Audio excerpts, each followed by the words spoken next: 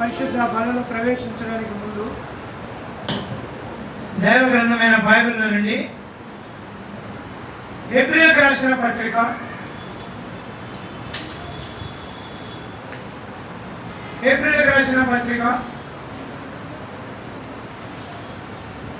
11వ అధ్యాయం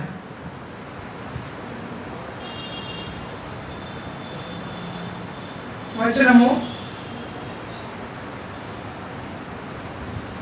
7వ వచనం కలిసి చదువుకుంటాం. హెబ్రీయులకు రాసిన పత్రిక 11వ అధ్యాయం 7వ వచనం కలిసి చదువుకుంటాం. విశ్వాసమును బట్టి నోవహు అది వరకు చూడని సంగతుల గురించి దేవుని చేత హెచ్చరింపబడి భయభక్తులు గలవాడి తన ఇంటి వారి రక్షణ కొరకు ఒక వాడును సిద్ధము చేశాను. అందువల్ల అతడు లోకం మీద నేరస్థాపన చేసి విశ్వాసమును బట్టి కలుగు నీతికి వారసుడాయను. రండి ప్రార్థనలో మరొక ప్రేమ కలిగిన తండ్రి, వాక్యమైన దేవ, పరిశుద్ధ ప్రియ ప్రభువా, మీ స్తోత్రములు. లేఖనము నీది, ప్రజలు నీవారు. మీ విలువైనటువంటి సంగతులు, ఆత్మ సంబంధమైన సంగతులు ఆత్మీయ గ్రహించలు అన్నట్లుగా ఆత్మతో గ్రహించడానికి కావలసిన నీ కార్యమును మాలో నూతనపరచుము.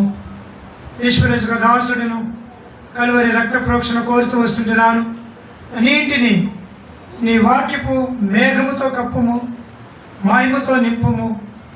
పరిశుద్ధమైనటువంటి దైవ సాన్నిధ్యాన్ని సంపూర్ణంగా రుచించుట కొరకై కృపను ప్రసాదించుము.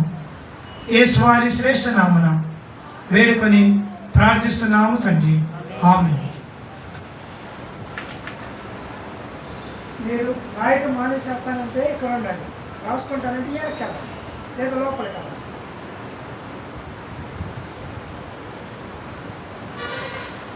ఇది ఒక అద్భుతమైనటువంటి నోవహు ద్వారా మనకి ఇవ్వబడే హెచ్చరిక. వాళ్ళ దగ్గరికి రావడం అంటే హెచ్చరించడం. హెచ్చరిక, గద్దింపు అన్నీ ఇందులోనే ఉంటాయి. పిల్లల్ని ఇప్పుడు గద్దించారు చూసారా, రాసుకుంటే వెళ్ళిపోండి. ప్రభు కూడా అట్లా అంటాడు. వాక్యం చేత మనల్ని హెచ్చరించినప్పుడు, గద్దించినప్పుడు మనం వాటికి లోపడాలి. నేను ఎక్కడే కూర్చొని రాసుకుంటానని అనుకో, ఈసారి దెబ్బలు తగ్గుతాను అంటే సరిగ్గా సగం. కాబట్టి దేవుని వాక్యానికి మనం లోబడిన పడది దేవుని ఆశీర్వాదాన్ని మనము. ఈ వాక్యం నాకు చెందింది కాదులే, నాకు సంబంధించింది కాదులే, ఎవరికో సంబంధించింది. కొంతమంది వాక్యం చదివి మా అత్తగారికి అయితే బాగా సరిపోతారు అనుకుంటా ఉంటాం. అత్తకి కోడలకి వేరు వేరు ఉంటాం. ఇదే కోడలికి ఇదే, కూతురికి ఇదే, తల్లికి అందరికి ఇదే. ఏదైనా సేవకుడు ఏదైనా చెప్పాడు అనుకో, ఈ మాట తింటే బాగుంది ఈ టైంలో, అత్తలాగేందుకు నువ్వు సరి చేసుకుని అత్తలు సరి చేసేయచ్చు. సో హెచ్చరిక అనేది అలా ఉంటుంది. ఇప్పుడు అనీసీగా ఉన్నా అటు టేబుల్ చూసాడు, కనపడి నేను అందుకని ఈ టేబుల్ హైట్. ఓకే సరే. కాబట్టి ఈ వాక్యం మనకి ఒక దిక్చూసి మన విశ్వాసానికి ఒక మూలం, ఆధారం, మన ఆశీర్వాదానికి కారణం.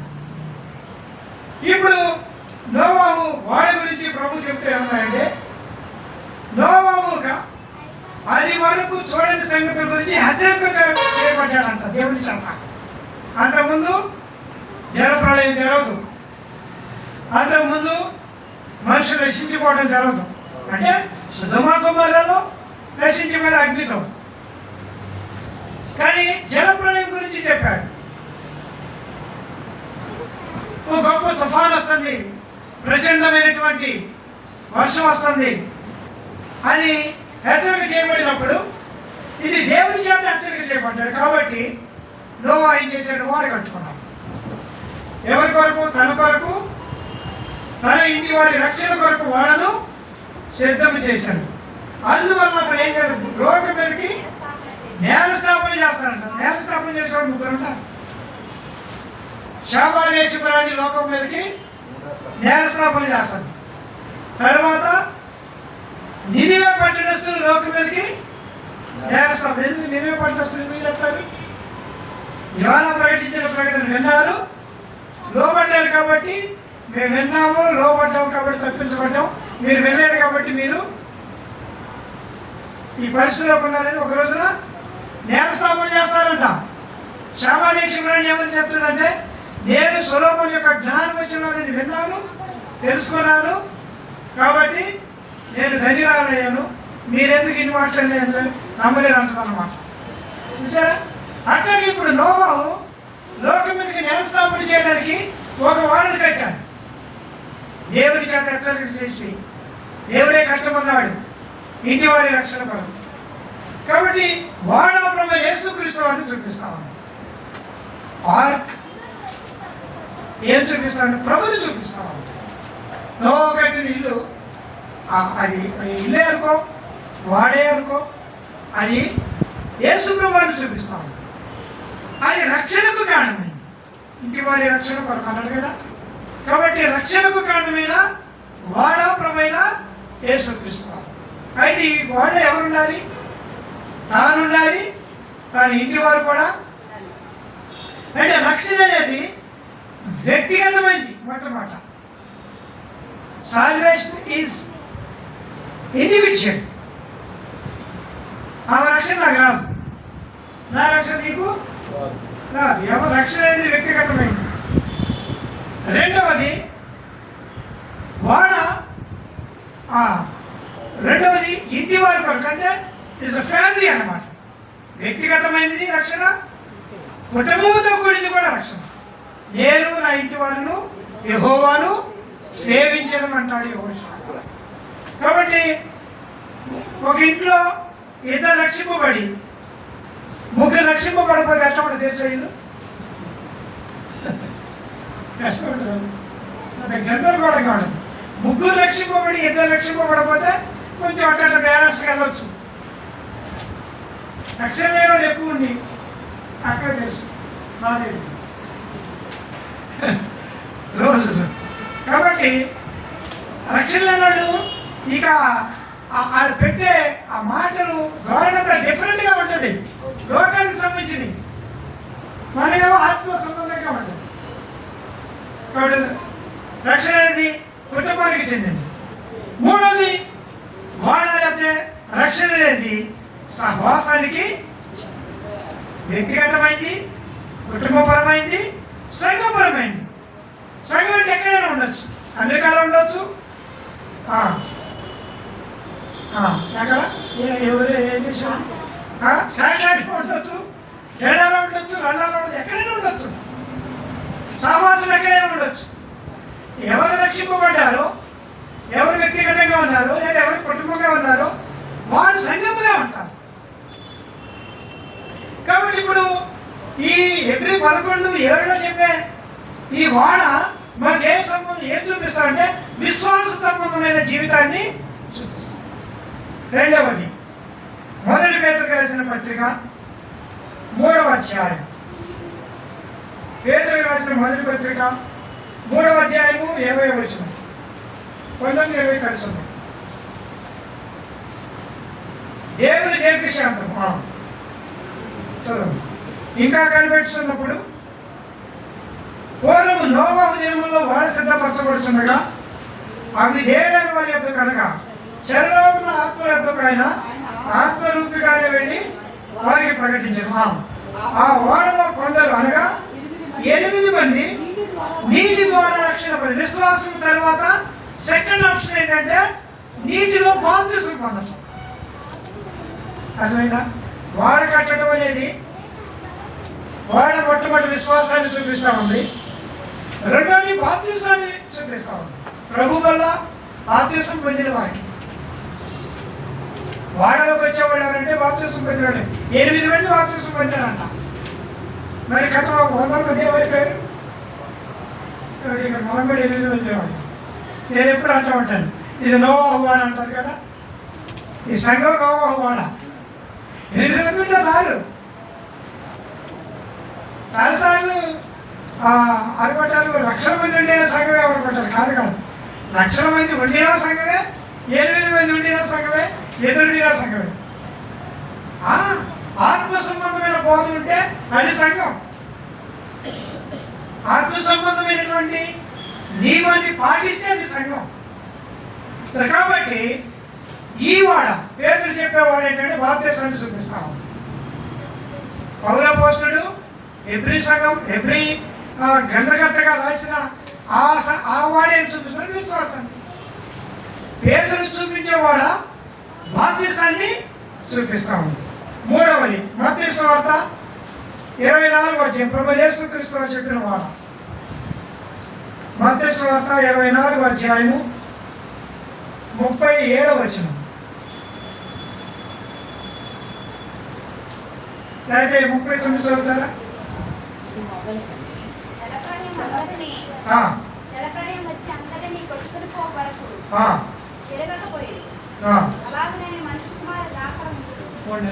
అంటే ఏమన్నారు? నోవాహుదేమో కదా అక్కడ అంటారు. 38లో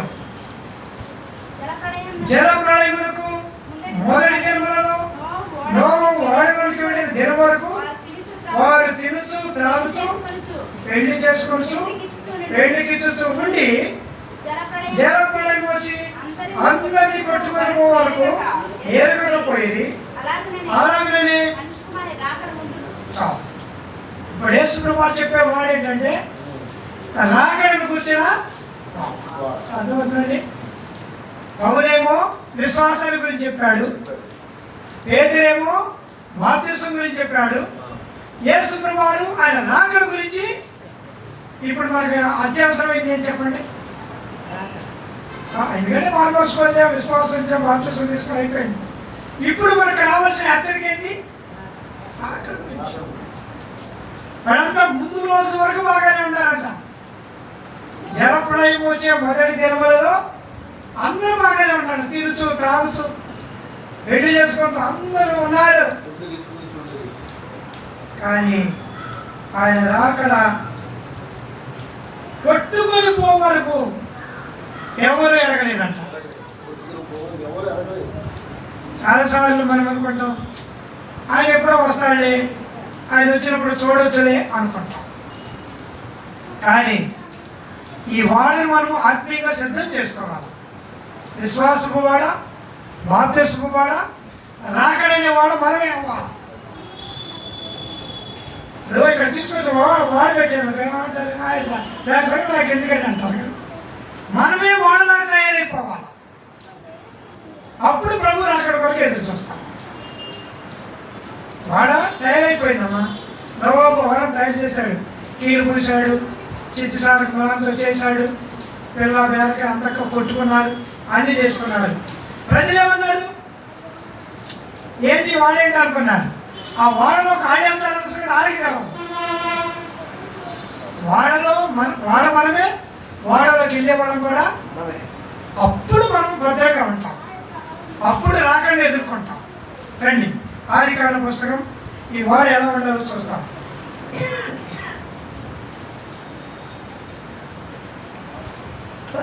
7వ అధ్యాయం ఆదికాండం 1వ వచనం.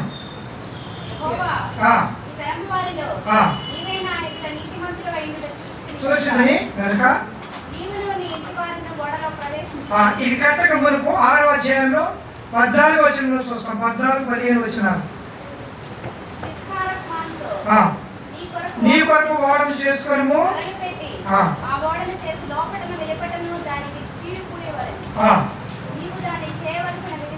చాలండి. కాబట్టి చేయవలసిన ఎదురుది ఆ ఓడ 300 మూరల పొడుగును, 50 మూరల వెడల్పును, 30 మూరల ఎత్తును కలదై ఉండాలని చాలు. అంటే మన ఆత్మీయమైన జీవితానికి కన్స్ట్రక్షన్కి సైజులు కూడా కావాలి. ఇప్పుడు దాదాపు మీరు అందరూ పడవలు చూసేవాళ్ళే, వాడు చూసేవాళ్ళే కదా. పడవ పొడుగ్గా ఉంటుందా అడ్డంగా ఉంటుందా? పొడుగ్గా ఉంటుంది. పొడుగ్గా ఉంటే నీటి వరవడి అది అధిగమించేస్తుంది. అడ్డంగా ఉందంటే సముద్రంలో స్నానం చేశారు కదా మీరందరూ. మీరు చేయలేదు సముద్రంలో చేశారు. సముద్రంలో స్నానం చేసేప్పుడు ఎదురో ఎనుకొని ఎట్లా నుంచుంటారా లేదా అడ్డంగా నుంచుంటారా? చేయడానికి అడ్డంగా నుంచి ఎట్లా పడితే కొట్టింది. కాబట్టి దానికి వందలు కానీ లేకపోతే కూర్చుంటాం కానీ ముఖం ఇటో తిప్పి దానికి డైరెక్షన్ వెళ్ళడానికి వీలుగా ఉండాలి. లేదు నేను తెలంగాణ అడ్డంగా కొడుతుంటే రాకపోతే. సో కాబట్టి ఆత్మీయమైన వాడ కొలతల ప్రకారం ఉండాలి, నిలువుగా ఉండాలి, వెడల్పు ఉండాలి, ఎత్తు కూడా. అందుకని దీన్ని అపోస్తలుడైన పౌలు ఎఫెసీయులకు రాసిన పత్రికలో 3వ అధ్యాయంలో దాని కొలతలు చెప్తారు. చూడండి, దేవుని ప్రేమ యొక్క కొలత. ఎఫెసీయులకు రాసిన పత్రిక 3వ అధ్యాయము 18వ వచనం.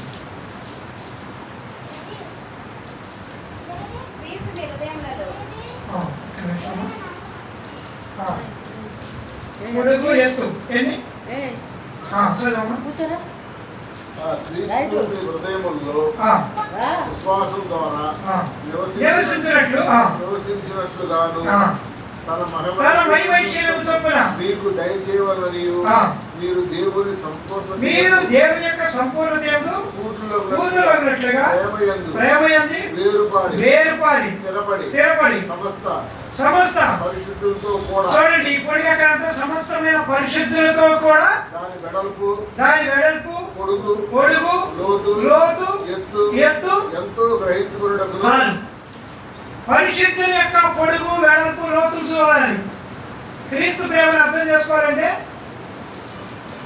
క్రీస్తు సంపూర్ణతలోకి రావాలంటే ఎవరు చూడాలి? పరిశుద్ధులు చూడాలి. అది ఆ మంచి విశ్వాసం. నేను కూడా కొంచెం విశ్వాసం అయితే బాగుంటుంది. ఆమె మంచి ప్రార్థన పర్రాలు, నేను కూడా ప్రార్థన పర్రాలు అయితే బాగుంటుంది. ఆమె మంచి సమర్పణ హృదయం ఉంది, నేను కూడా సమర్పణ హృదయం అంటే బాగుంటుందని పరిశుద్ధులతో కొలత చూసుకోవాలంట. అప్పుడు ఆ పొడుగు వెడల్పు ఎత్తు మనకి తెలుస్తుంది. జ్ఞానముకు మించిన క్రీస్తు ప్రేమను మీరు అది ఆ పొడుగు ఎత్తు వెడల్పు ఎక్కడ దొరుకుతుందంటే పరిశుద్ధుల కొలత క్రీస్తు ప్రేమలో ఉన్నా దొరుకుతుందండి. లేక దొరకదు.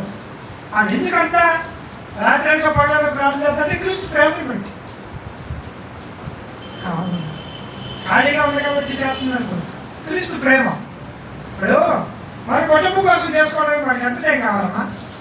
చెప్పాలంటే గట్టిగా ఒక అరగంట చేసుకుంటే సరిపోతుంది. గంట సేపు ఎందుకు చేస్తున్నా? నీ బంధువులు వస్తున్నారే, నీ స్నేహితులు వస్తున్నారే, నీ ఇరుగు పొరుగు వాళ్ళు వస్తున్నారే, వాళ్ళందరి గురించి చేస్తున్నావు. అది పొడుగు, అది వెడల్పు, అది ఎత్తు. కాబట్టి చిత్తిసారం నాతో చేసుకో. 300 మూరల పొడుగు. ఇప్పుడు తర్వాత 7వ అధ్యాయంలోకి వస్తాం. అంటే ఆత్మీయమైనటువంటి కన్స్ట్రక్షన్ కరెక్ట్గా ఉండాలి, అడ్డదిడ్డాలుగా ఉండద్దు. అది నేను చెప్పేది. విశ్వాస జీవితం ఎడబెడ ఉండద్దు, అడ్డదిడ్డాలుగా ఉండద్దు, కొంత ప్రకారంగా ఉండాలి. అవసరమైతే, ఎందుకంటే నేను కొలుస్తాను, వాటికి అర్థమవుతుందమ్మా, నేను కొలుస్తాను, ఆయన కొలుస్తాను. ఆ హక్కు ఏంటి? పొట్టిగా ఉందంటే ఎంత కోపం అవుతుంది? ఇప్పుడు పక్కనంతా కొడుకుగా ఉన్నవాడిని ఎవరు కాదండి. అంటే నా అండర్స్టాండింగ్ ప్రకారం వాళ్ళు 6 అడుగులు కాదు, 8 అడుగులు ఉన్నా సార్ వాళ్ళు ఏంటి ఈయన ఎత్తు అని అందరం ఎత్తుగా ఉన్నాడు అంటారు. కానీ ఎంత ఎత్తు ఉన్నాడు ఏంటి అంటారు కదా, తప్పను. ఎత్తుగా ఉండేవాడు తప్పను ఉన్నారమ్మా. పొట్టిగా ఉండేవాడిని పుట్టించారు అంటారు, పొట్టేవాడు ఆట పొడుగున్నాడే వాళ్ళ అవసరం అంటారా? పొడుగా ఉన్నాడంటే అంటారు అంతవరకు. సో మనం కొలుస్తారు, వాళ్ళు ఆత్మీయ స్థితిని కొలుస్తారు. ఆ ప్రార్థన ఇట్లా ఉంది, భక్తి జీవితం ఎలా ఉంది, సమర్పణ జీవితం కొలుస్తారు. కాబట్టి మొట్టమొదట మన ఆత్మీయమైన వాడ కొలతకు సరైందిగా. రెండవది ఇప్పుడు 7వ అధ్యాయము 1వ వచనంలో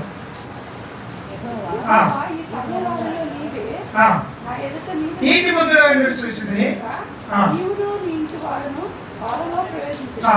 కాబట్టి ఇప్పుడు రెండవది నువ్వు ఉండాలి, నీ ఇంట్లో వాళ్ళు. తర్వాత 16 వచ్చిన వరకు పెద్ద కొనసాగింపు ఉంటుంది. జంతువులు ఉంటాయి, పక్షులు ఉంటాయి, మేత ఉంటుంది, అన్నీ ఉంటాయి. నీ ఆత్మీయమైన వాడలో అన్నీ ఉండాలి. అక్కడ నుండి 16 వచ్చిన వరకు తర్వాత చదువుకోండి. ప్రతి విధమైన జంతువులు, పక్షులు, మేత, వాటికి కావాల్సిన అన్నీ ఉన్నాయి. ఇప్పుడు నేను న్యూస్ పేపర్లు చూశాను. ఏంటంటే వేరే రాష్ట్రం నుండి అడవి దొంగలను తీసుకొచ్చారంట.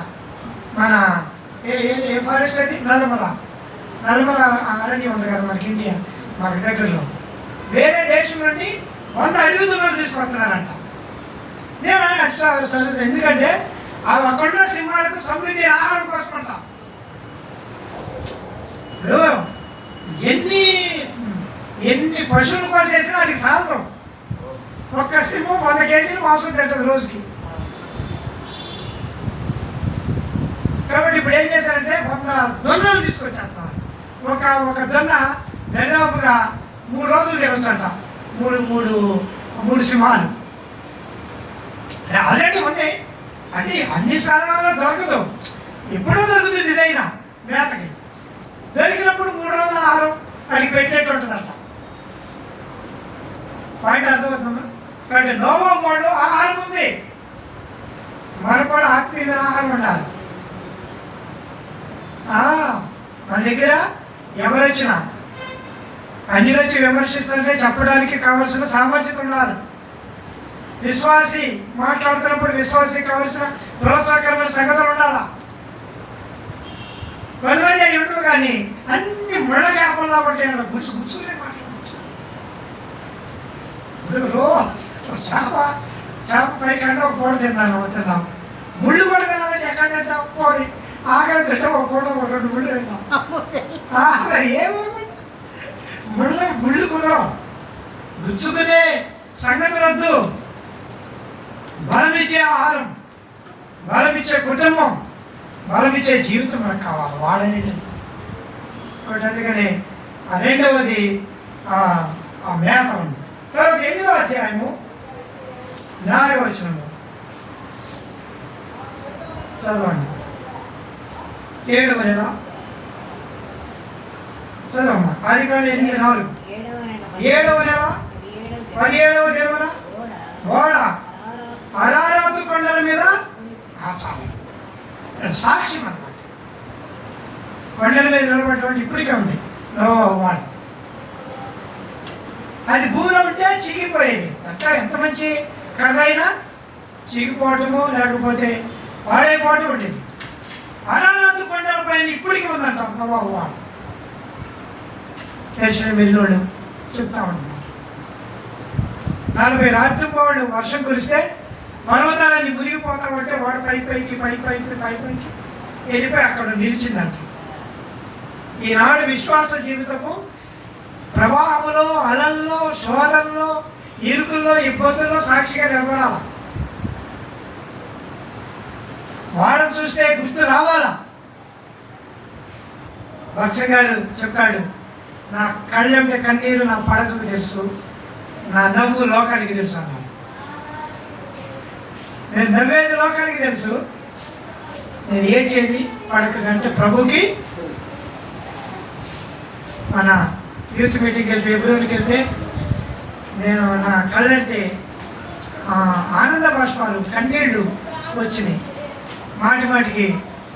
ఆ మధ్యలో యూట్యూబ్లో ఆయన వంటశాల గురించి చెబుతూ ఆయన పంపులో నీళ్లు తాగాడు.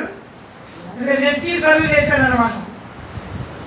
ఎర్మోన్ కాంపౌండ్, ఎబ్రోన్ కాంపౌండ్లో టీ సర్వ్ చెప్తాను వెళ్తుంటే ఆ మానవుడు ఇలాంటి పంపులో నీళ్లు తాగాడు.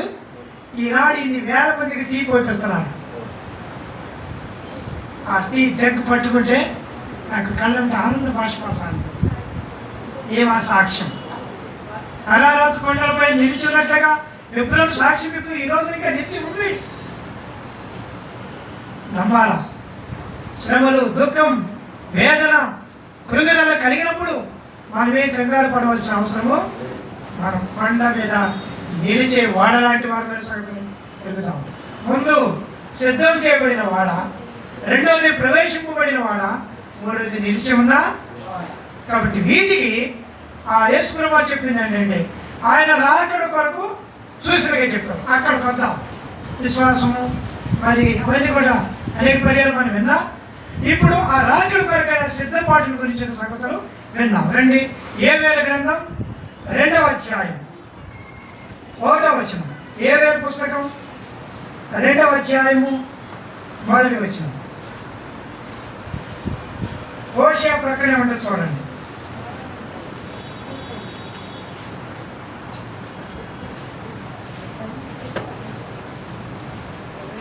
సీయోను కొండ మీద బాగా ఊదుడి, నా పరిశుద్ధ పర్వతం మీద హెచ్చరిక నాదము చేయడి, యెహోవా దినము వచ్చుచున్నది, ఆయన సమీపమానెను, దేశ నివాసులందరూ వణుకుదురు. అక్కడ రెండు కూడా ఆ దినము అంధకారమయముగా ఉండును, మహాంధకారము కమ్మును, మేఘములను గాఢాంధకారమును కమ్మును, ఉదయ కాంతి కనపడినట్లు అవి కనబడుచున్నవి, ఇంతకుముందు అవి పుట్టలేదు. కాబట్టి 2వ అధ్యాయంలో దరిదాపుగా 15 వచనం 14 వచనం వరకు భయంకరమైనటువంటి ఉగ్రతల గురించిన సంగతులు పరిశుద్ధాత్మ దేవుడు యోవేలు ద్వారా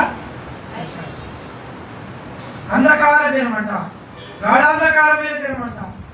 అట్లాంటిది ఇంతకుముందు పుట్టలేదు, పుట్టవు కూడా. ఇక ఒక్కసారి కనుక ఆ ఉగ్రతల గురించి ఆలోచిస్తే మనం ఏమనుకుంటున్నాం, అక్కడ అంటారు లోకులు నెమ్మదిగా ఉన్నదని. అక్కడ గర్భిణీ స్త్రీకి ప్రసవ వ్యాధులు కలిగినట్లుగా గాఢాంధకారం. ఇప్పుడు ఇట్లా ఉంటే మరి వాళ్ళు వర్షం అవుతుందని అనుకుంటా, ఇట్లా లేదది. గాఢాంధకారం కనిపిస్తుంది. మనిషి కనపడినంత చీకటి కమ్మితే తప్ప అంత పెద్ద వర్షం రాలా. కానీ ప్రభు రాకడ కూడా గాఢాంధకారం. అంటే ఆ దినాల్లో నోవాహు దినాల్లో ఎలాగుండునో మనిషి కుమారుని రాకడి దినాలు కూడా నమ్ముదాం. ఈ గాఢాంధకారపు వాతావరణం చూసినప్పుడు ప్రభు సమీపంగా ఉన్నాడని నమ్మవలసిన వారంగా ఉంటున్నాం. అందుకే దేవుడు వీటిని అనుమతిస్తున్నాడు హెచ్చరిక చేయడానికి. అంటే ఆకాశంలో ఆయన చూసిన ఉంచాడు. మనుషులు చెప్తే ఎట్లా గెంటరు కదా. 77 తుఫాను నాకు ఇప్పటికీ జ్ఞాపకం. నేనే తుఫాన్లో పడలేదు, కానీ ఒక ఇంటి నుండి ఇంకొక ఇంటికి మారాం. చిన్నప్పుడు 6వ తరగతి మా చిన్నాన్న వాళ్ళ ఇంట్లో ఉన్నాను. వీళ్ళు పడిపోయేటట్లు ఉన్నారా, ఇంకొక ఇంటి మీదకి వెళ్ళి ఇంకొక ఇంట్లోకి వెళ్ళి తీసుకెళ్తున్నాడు. ఆ తుఫాను ఆ చిలుకు ఇంజక్షన్ చేసినట్టుగా గుచ్చుకున్నా అనమాట. గుచ్చుకున్నది ఇప్పటికీ గుర్తొస్తున్నా. ఇంత లావును తన సూదిలాగా గుచ్చుకుంటే అది నా జీవితంలో మరవలేదు. అందుకే ప్రార్థన చేస్తూ వచ్చా, ప్రభా ఆ తుఫాను మునిగిపోయిన ప్రాంతాలు చూడాలనుకుంటే 30 సంవత్సరాల తర్వాత మొన్న వెళ్ళడానికి అవకాశం ఉంటుంది దీపసీమకు.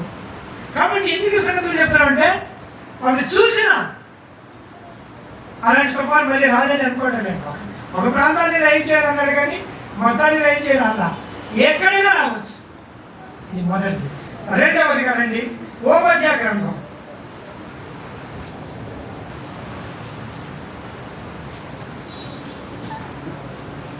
హబక్కుకు ప్రక్కనే హబక్కుకు ముందు ఉంటుంది. నహూము, ఓబద్యా, మీకా, నహూము, ఓబద్యా. చదవండి ఎంతమ్మా? 760. చదవండి. ఓబద్యా గ్రంథం 15వ వచనం. ఒకే ఒక అధ్యాయం ఉంటుంది, అందుకని కనపడుతుంది. యెహోవా దినము అన్యజనులందరికీ మీదికి వచ్చుచున్నది. చాలు, నీవు చేసినట్లే నీకు అని అనుకున్నారంట. పైన వచనాలు చూస్తే 13వ వచనం, నా జనుల ఆపద్దనము చూసి చొరబడకూడదు,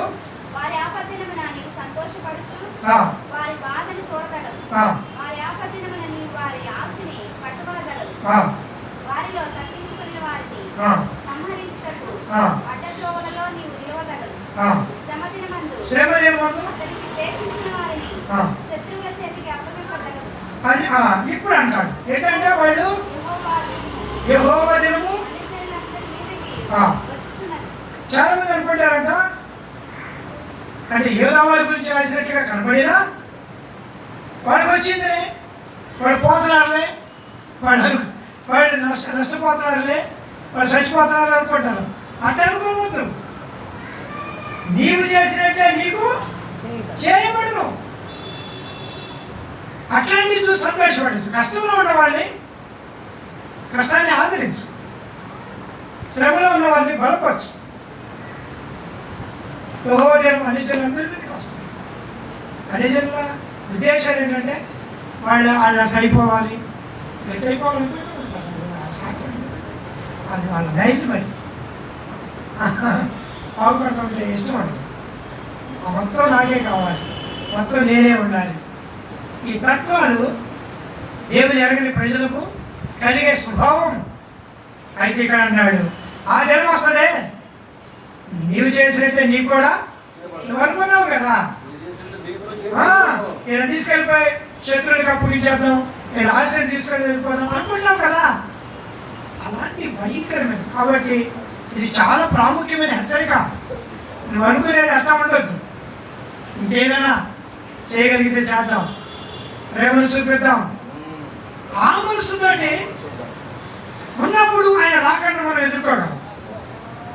ఎదుర్కోవడానికి మొట్టమొదటి హెచ్చరిక ఏంటంటే, ఏవేల గ్రంథం ప్రకారము ఆ భయంకరమైన ఏమొస్తుంది, అక్కడ 14 వచనంలో కన్నీరు ఉండి ఉపవాసం ఉండి ప్రార్థించమంటారు.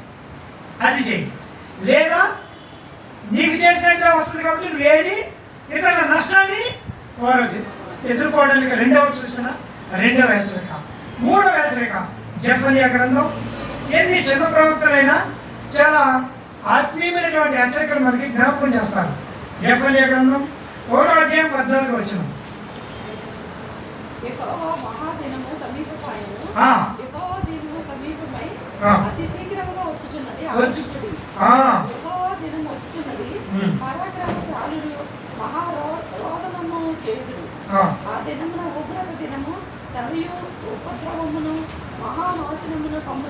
చాలండి. కాబట్టి ఆ దినాన్ని గురించి జెఫన్యా కూడా రాస్తా ఉన్నాడు.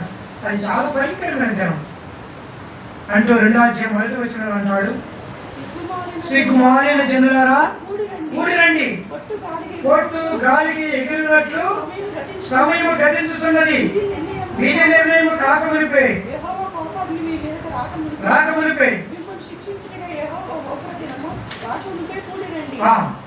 దేశంలో సాత్వికులై ఆయన న్యాయాన్ని అనుసరించు సమస్త జీవులారా వెతుకుడి. ఒకవేళ ఆయన ఉగ్రత దినమున మీరు, ఇదేగా మనకు కావాల్సింది. సమయం అంటే పొట్టు గాలికి పొట్టు వెళ్ళిపోయినట్టుగా సమయం. ఇప్పుడు 2026 వచ్చాం, అప్పుడే 6 మాసాలు అయిపోయింది. కొత్త సంవత్సరం చేసుకొని 6 నెలలు మొన్నే అయినట్టుగా ఉంది మనకి. ఇలాగే ఉన్నాం. 20 రోజుల్లో 17 రోజుల్లో ఈ నెల కూడా వెళ్ళిపోతుంది. సమయము పొట్టు గాలికి ఎగిరిపోయినట్టుగా గతించిపోతుంది. ఇప్పుడు ఏం చేయాలి? సాత్వికులై దీన మనసు గల వారై ఆయన వెతకాలి. వెతికితే ఉగ్రతను తప్పించబడతాం. అర్థమవుతుందండి. మొట్టమొదట మరి ఆత్మీయమైన జీవితంలో పశ్చాత్తాపంతో కూడిన జీవితం కావాలి. రెండవది ఇతరుల నేరాన్ని కోరకుండా మనం పరీక్షించకుండా ఉండాలా. మూడవది దీనులమే సాత్వికులమే ఆయనను వెతుకుతూ వెళ్ళాలి. నేను అంటాను, ఆయన వెతుక్కుంటూ వెళ్తే మనకి అసలు టైమే సాలమ్మా. ఆయన వెతుక్కుంటూ వెళితే, ఎందుకంటే ఆయన క్రొత్త సంగతులు బయలుపరుస్తాడు. ఆయన వెతకాలంటే బైబిల్ వేటి చూస్తే వేటి సంగతిలో కొత్త సంగతులు ఎన్నో ఉన్నాయి ప్రపంచంలో. లేవా? యూరోప్ కంట్రీలో ఎలా ఉంది, అమెరికాలో ఎలా ఉంది, వేటి సంగతులు చాలా ఉన్నాయి. వాటిని ఎదగడానికే మనకి టైం సాగుతుంది. ఇప్పుడు ప్రపంచంలో కంటే విలువైనవి, అమూల్యమైనవి, శ్రేష్టమైనవి, ముత్యము కంటే శ్రేష్టమైన మాటలు దైవ గ్రంథంలో ఉన్నాయి. అందుకని దివారాత్రులు దాన్ని ధ్యానించేవాడు. టైం ఉంటే దేవుని వాక్యం దగ్గరికి వెళ్తే ఎంత ధన్యులు అవుతాం తెలుసా? చాలా పర్యాలు వాక్యాన్ని మనం పక్కన పెట్టేస్తాం. 30 సంవత్సరాలు చదువుతున్నాను ఇంకెందుకు అనుకుంటాం. 30 కాదు, ఇంకా 30 సంవత్సరాలు చదివేది కొత్తదే. ఈరోజు బైబిల్ చదివారా మీరు? అయ్యా ఏం చదివారు మీరు? గుర్తులేదా? అందరూ అడగండి, కోపం వస్తుంది. లేనిపోయింది ఇది ఎక్కడ కూడా అడగండి. సో కాబట్టి చదువు క్రొత్తదనం వస్తుంది. అది నేను చెప్పేది. ప్రభు యొక్క క్రొత్త రుచిని, క్రొత్త జ్ఞానాన్ని, క్రొత్త సంతోషాన్ని రుచించాలంటే అది వెతకడం అంటే. ఓ రోజున మీకు చెప్పాను అనుకోండి, ఓ రోజున ఆదివారం మందిరం అంత కాపులు వారి మధ్యన ఉంటున్నారంట. వారి మందిరం ఒక్కరోడు పేరు గోపి అనుకుంటా. గోపి అయినా ఆడు గేదెలు కాసుకుంటా గేదెల కోసం వచ్చాడు. ఆ 15 మంది చుట్టూ కాయిస్తూ ఉంటుంది. గేదెల కోసం వచ్చాడు. నేనేమో ఏదో ఒక వాక్యం మర్చిపోయి తిరగేస్తున్నా, ఇటు ఇటు ఇటు తిరగేస్తాను మందిరంలో కూర్చొని. ఆ రెఫరెన్స్ గుర్తురాక వచ్చి మాట అన్నాడు. 30 సంవత్సరాల క్రితం అన్నాడు. ఇప్పుడు ఏం పోగొట్టుకున్నాడు అంకులు? అప్సైడ్ ఎదుగుతున్నాడు బైబిల్లో అంటాడు.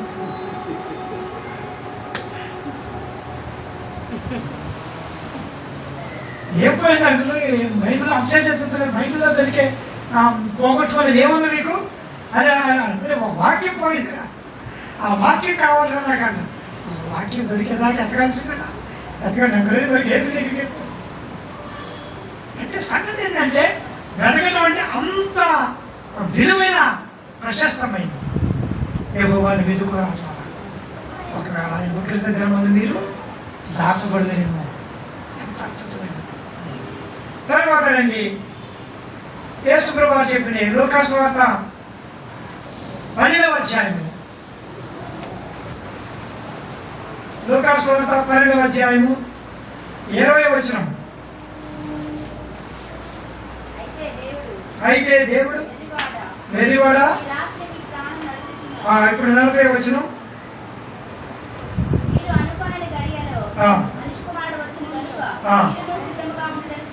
చాలు.